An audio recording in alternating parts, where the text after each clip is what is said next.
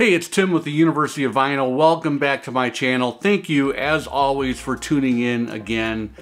It means a lot. I know there are a ton of competing vinyl community channels and videos and Netflix and you name it, NFL football. There's so many other things you can be watching, but the fact that you're tuning in today, thank you, thank you, thank you.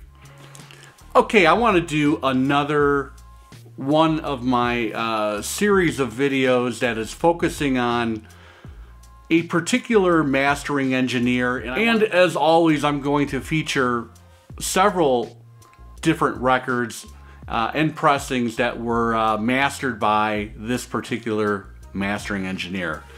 New today, I am going to start moving forward. I'm going to start dropping in Discogs links to the actual pressings that I'm showing you guys and ladies here today in this video. If you don't already have a copy of this particular album, or maybe you're looking to do an upgrade and you're trusting what I'm saying, thanks again.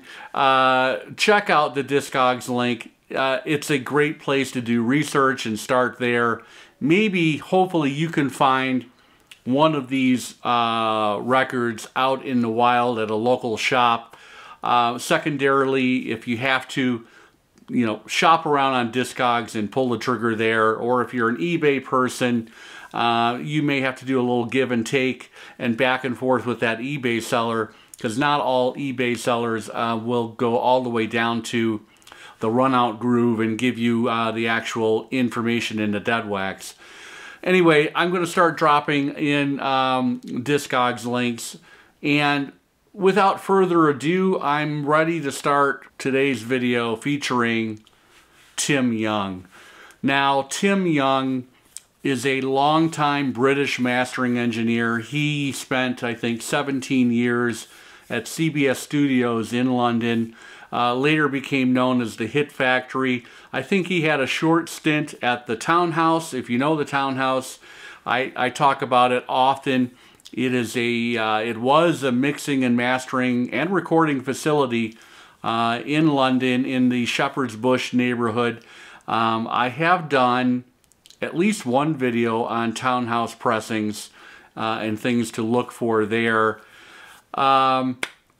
He, along with another mastering engineer who was one of the founding mastering engineers at the Townhouse in London, they went on to form a mastering house called Metropolis. Metropolis, as far as I know, is still a going concern, and I think Tim Young is still an active mastering engineer. Now, like most of the mastering engineer videos that I have put out there, I'm really focused on, and what I think is the heyday for most of these mastering engineers, at least some of the more well-known titles and renowned pressings as far as sound quality is concerned. It's during that decade known as the 1980s. And every record I'm going to show you today was released in the 1980s. So, distinguishing a Tim Young mastered album, what to look for? Well, Tim Young was typically credited in the liner notes by and large. If not, he had a couple telltale marks that he would do in the dead wax. And this is where many people are going to recall seeing timtom, all one word, lowercase timtom, T-I-M-T-O-M. That is a kind of nickname for Tim Young, and you will find it in many different pressings.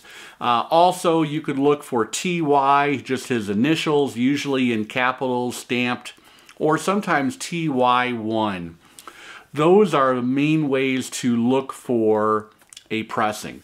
Now, in other cases, I'm going to feature a couple American pressings where there is no, distinguishing situation. We know that Tim Young, in many cases, the plates from his UK cuts were used for US pressings, at least the initial maybe first and second pressing runs of those particular albums. So in those cases, I am pretty confident that just based on the sound signature and listening to those copies and maybe doing an A-B with a UK and a US that you may have, you could tell that, oh yeah, this is the same mastering cut. This is the same cut. Now, when it comes to Tim Young, does he have a signature mastering style? All I will say is that in all of the records I'm going to feature today, and if you do some research online, notably on the Steve Hoffman forums, there's a couple threads dedicated to Tim Young mastered albums, and people are speaking about their virtues. I would say that the albums that Tim Young has mastered, particularly those in the 80s, they are known for full-bodied mids, so a great full-bodied mid-range sound, a really nice wide soundstage and great stereo imaging, punchy and nimble bass lines, and then importantly, extended highs with just enough sparkle in that mix. And when I say sparkle, you know it when you hear it, but you know, pleasing sounds from cymbal hits is a good example. Probably the most famous Tim Young mastered album is the third album from The Clash. That's the 1979 legendary London Calling record. Now, in this case, I'm still looking for a nice clean copy of the UK original. I do have a 2013 reissue, and this is interesting. So Tim Young is actually credited on the back cover. We'll see if we can get that to focus, but maybe you can see Tim Young there. He and The Clash, according to the liner notes here, were responsible for this remastered audiophile pressing that came out in 2013. I don't know if these are still in print or not, but I think if you go into a shop, you're still going to find copies. Now, interestingly enough, you're not going to find in the dead wax a timtom or a TY. You're going to find WG for Wes Garland, or in other cases you'll find CB for Chris Bellman. So to me, this is, okay, mastered, the record was mastered, the recording was remastered by Tim Young, but the lacquer was done by either Garland or Bellman.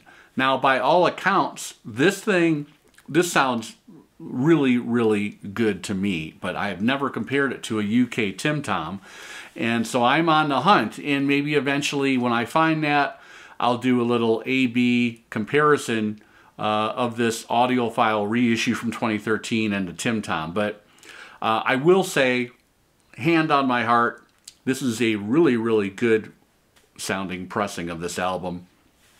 It's a legendary recording. I think most people want to have this recording in whatever pressing you have in your collection. But if you're looking for the ultimate, a lot of people agree that the original UK pressing with Tim Young in the dead wax is the one that you want. Around the same time period, 1979, 1980, remember London Calling came out in the UK at the end of 1979 and wasn't released in America until I think early to mid-January of 1980. The next record I want to talk about is one of the best debut albums of all time. It is, of course, the Pretenders' self-titled Love That cover, with the short-lived original band there, and you know, Chrissie Hynde, sexy, smoky, soulful voice, incredible phrasing, one of the best vibratos I've ever heard, and her vocal tone is incredible. This, of course, had the breakout hit Brass in Pocket, which is you know, an amazing classic rock track. But for me, one of the best things about this record is the interplay between Martin Chambers and the bass player, and then Honeymoon Scott, the lead guitar player. What a fantastic band. And Chrissie Hynde is no slouch either as far as rhythm guitar is concerned. Everything was firing on all cylinders for this album. I have an American pressing on the Sire label. There are varying opinions out there in the internet land. That land known as the internet.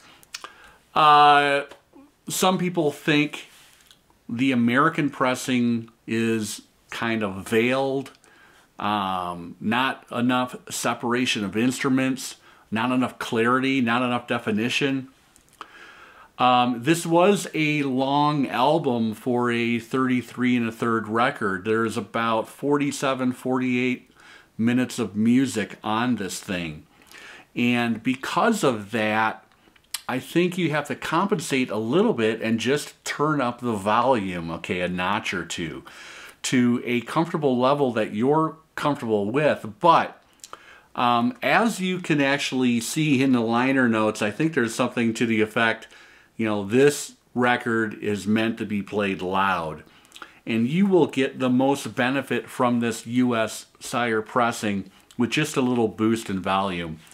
I think this sounds amazing. Again, I don't have an original UK timtom, but that is something I am also, we all have wish list, right? So that is on my wish list as well, to find an original UK. But in the meantime, I am very, very pleased with this near mint, and by all accounts, the initial pressings of the US versions of this record, they used the same plates and metalwork that were used originally for the UK pressings.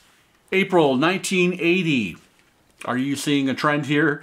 We got the Pete Townshend solo vehicle called Empty Glass, which was an amazing record. And many people will say it's like the long-lost Who record that never was, because Pete was working on Empty Glass between the years of 1978 and 1980, doing the writing for the album, at the same time as he was doing the writing for what would be the next Who record, with Kenny Jones behind the drum kit, 1981's Face Dances. A lot of people are going to say, God, if we could only have had 2 or 3 of these fantastic songs, the best songs on this record, and threw them into the mix on Face Dances, we would have had a really strong Who record. But that's just the way the chips fell, and Townshend had a lot of issues during this time period, losing Keith Moon, thinking about his relevance as a rock star, you know, in capital letters in the late 1970s, while at the same time we have that first band I talked about quickly coming on the scene, The Clash, also the Sex Pistols making a lot of noise, sorry for that. And Pete was definitely a fan of both of those bands. He was a fan of music. He was a fan of pop culture. He was watching what was going on in London. He was boozing a lot as well, and other issues, marital problems. This is an incredible portrait of the artist in 1979, 1980. Some of the best Pete Townshend songs that you will ever hear are on Empty Glass. I have an American pressing on the Atco label, and you will see timtom CBS in the dead wax. I'm going to show a little photo of that while I'm talking. But let's take a look at some of these songs. Rough Boys, a searing masterpiece of a single. This was the lead single for the record. And The Who would actually play that song on almost every night of the 1989 reunion tour that they did. Remember, Pete had hearing and tinnitus. This is the tour where Pete was not playing a lot of electric guitar due to some hearing issues. But it was cool that they brought back Rough Boys, and I'm sure you can find clips of that on YouTube. The whole album is really great, front to back. And if I'm going to single out a couple of more songs, I'll talk about Gonna Get You is just an amazing slab of rock and roll. And, you know, throughout this album, more so than the follow-up that I'm going to talk about next, you get some great rhythm and slashing guitar that only, you know, it's unmistakably Pete Townshend guitar, okay? And there's plenty of it on this record. But there's also amazing bass lines. And then on the song And I Moved, fantastic piano. I mean, you put that song on, and at least for my system, I am totally immersed in that song. It's fantastic. It's a glorious piano-driven track, and it just moves along kind of at the speed of light. This is a really, really, really good record by Pete, and you want to get one that has timtom, CBS England, which is very faintly etched on either A or B. I'm going to show a photo of that, but Empty Glass 1980. Okay, next up, another great timtom pressing, and for this one, the US pressings actually do have timtom credited in the dead wax like they do in the UK. I actually have two copies, and we're talking about All the Best Cowboys Have Chinese Eyes, 1982. Should this be the the cover image? Here is a UK pressing. Okay, pretty indistinguishable from the US pressing, except if you dig down into the credits, and it'll say it was manufactured in England, etc.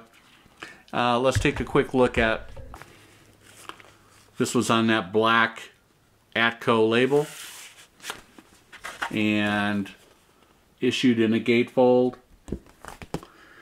Love the extra photography on the inner sleeve. There's my US pressing. This is a Specialty Records Corporation pressing, one of the better pressing plants from that era. It was also a gatefold, but I do have a gold stamped promo with a timing strip on the front cover. And I will say, this is rare, at least in this particular situation. The specialty record pressing that also has timtom and the dead wax, same plates from the UK. This pressing sounds better on my system than the UK equivalent. I don't know if I just have kind of a bum copy. The UK copy maybe has some inner groove distortion, or it's just worn out. I don't know, but this thing has more presence. It's got more soundstage and a little more punch, a little more drive than the UK record. This record, I think, is just as good as Rough Boys. It's a different style. There are elements of think of Empty Glass as a little more rough-hewn, a a little more of the time. You know, punk is definitely on the scene in 1980 in the UK, 1979, 1980. 1982, we're getting new romanticism, we're getting new wave, and there are elements of that all over Chinese Eyes. And there is also glimmers of Townsend cutting loose, but only glimmers of it. And it leaves you wanting a little more guitar, in my opinion. But a fine record, a real interesting artistic statement. I love Slit Skirts, of course. Now that is the out-and-out rocker on this record. Somebody Saved Me is a great song. And then interestingly enough, we get Face Dances Part 2, which I guess didn't make it onto the previous year's Face Dances. And here we have it on Chinese Eyes. I also love Stardom in Acton.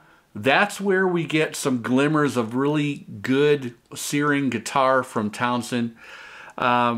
This is a really good record, exquisitely bored, beautiful track. I don't know, if it's me, I would seek out a Specialty Records pressing, an early pressing from the US version of Chinese Eyes. One of the bands closely associated with Tim Young is not only the Clash, but the Smiths. So Tim Young mastered all of the Smiths' original UK records on Rough Trade. And here is an example, Hatful of Hollow. This is a great, great sounding record. If you know it, you love it. This was actually a very interesting compilation put out in 1984. It featured some live BBC tracks as well as several B-sides and a couple new singles. Really, really fun sounding Smiths record. If you love the Smiths, this is definitely something you want to get into your collection.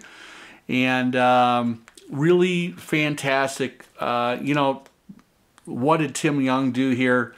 He took a great engineered and recorded band and just accentuated what he needed to accentuate. Probably didn't have to do much.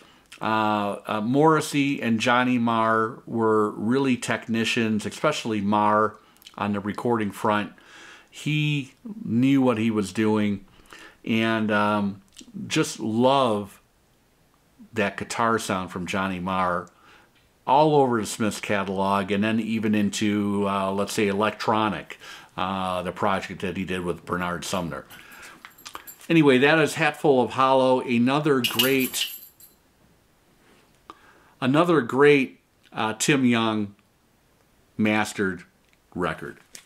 In 1985, In Excess, that band from Down Under, not Men at Work, In Excess, they were on the cusp of just being everywhere in 1985, and this record had a lot to do with it.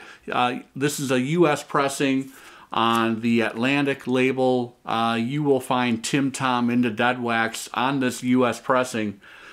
Listen Like Thieves, Kiss the Dirt, Shine Like It Does, What You Need. This is like basically a mini greatest hits album from that time period. It sounds amazing. Big booming drum sounds. Michael Hutchence really sounding great on this thing. The entire band is contributing. It's a fun record. I remember playing this a lot in the mid-1980s. And, you know, this was just before Kick. Now, Kick sent these guys kind of into the stratosphere. But I really do love this record, and maybe a little overlooked in their catalog as we stand today, not sure. But check it out. It is a great sounding record, another Timtom extravaganza. Okay, last record for today, featuring records mastered by Tim Young. I'm going to be showing now the third record from The. That is the incredible kind of singular vision of Matt Johnson with assembled other friends in the music industry on Mind Bomb 1989. This was the third The record. He's got Johnny Marr along for the ride. This is a really cool record, and kind of a lot of these songs have got kind of a slow burn feel to them, kind of a slow build, and a very layered, textured sound. Great drum sounds again on this record, and just really, it's a pristine sounding recording. This thing is drop dead silent as far as the vinyl is concerned. It is a UK first press. You'll see TY1 for Tim Young and the Dead Wax. And, you know, real kind of atmospheric, and a lot of lyrics having to do with a lot of religious themes and thoughts.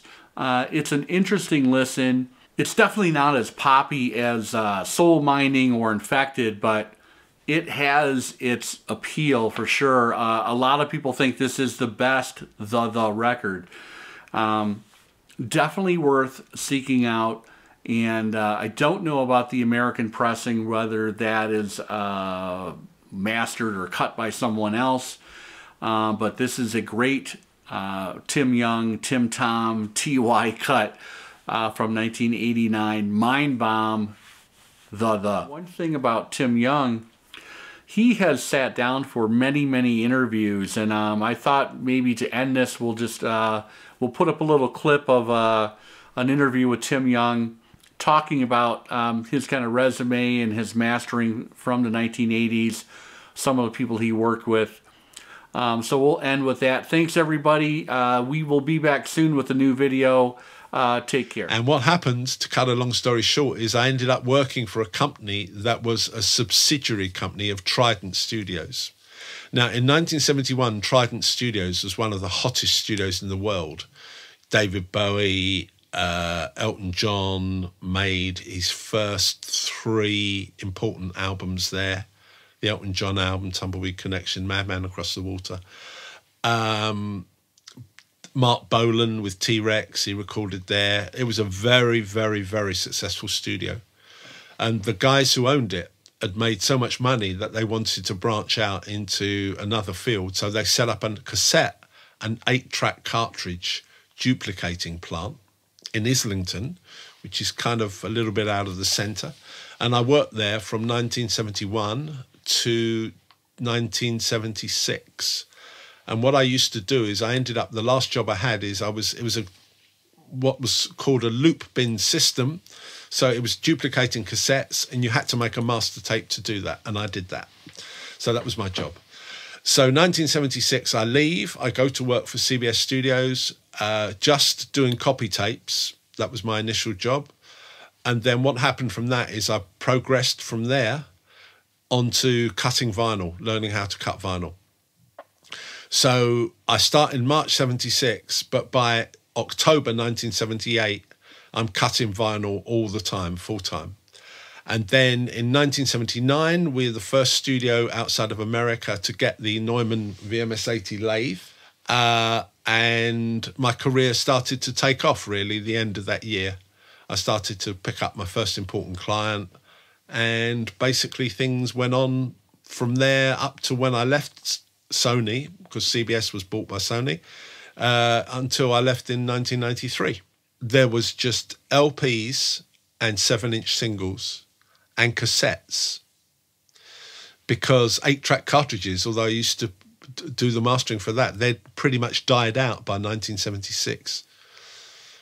So I start mastering full-time at the end of 1978, and the new thing then was 12-inch singles. They were just being introduced and just starting to be manufactured commercially. So, and everything was from analog tape, 1/4-inch analog tape. It was either 15 inches per second or 30 inches per second, and it was either the Dolby was in or out. and that was the formats basically that things used to arrive at, you know. And so I started from that. That was my entry level,